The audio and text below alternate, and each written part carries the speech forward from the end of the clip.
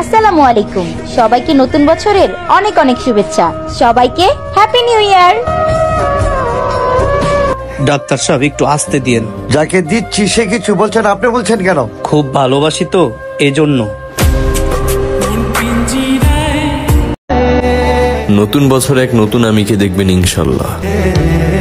বিপদের সময় হোক আর সুখের সময় হোক, কোনোটাতেই কাছের মানুষ রাখবো না। পুরুষের গায়ে কখনো কলঙ্কের দাগ লাগে না, পুরুষ আজীবন শুদ্ধই থাকে। কলঙ্ক পাওয়ার ভাগ্য তো শুধু মেয়েদেরই আছে।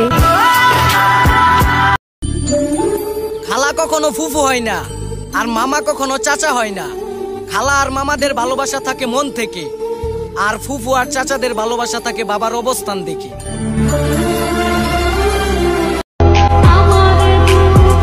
আমার কষ্ট বেশি, তারপরও ভাই আমি ভরপুর হাসি।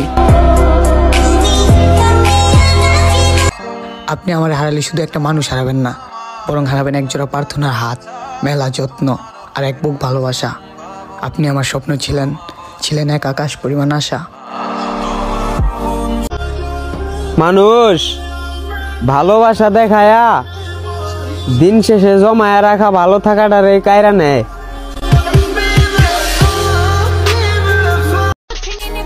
আমার নামে বদনাম করতেছো, করতে থাকো।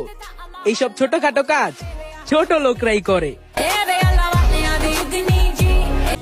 তারপর দেখলাম যাদেরকে আমরা আমাদের আপন ভাবি, তারা আমাদের মানুষও ভাবে না। কিছু মানুষ আপনাকে ছাড়বো না, কিন্তু তাকে ছাড়ার জন্য বাধ্য করব। পরে কি কইব? আমি না, তুমিই তো ছাইরা গেছো। আমার খারাপ সময়ে মুখ ঘুরাইছেন ভালো কথা, সুসময়ে মোটেও কাছে আসার চেষ্টা করেন না, কঠিন ভাবে অপমানিত হবেন। ধন্যবাদ।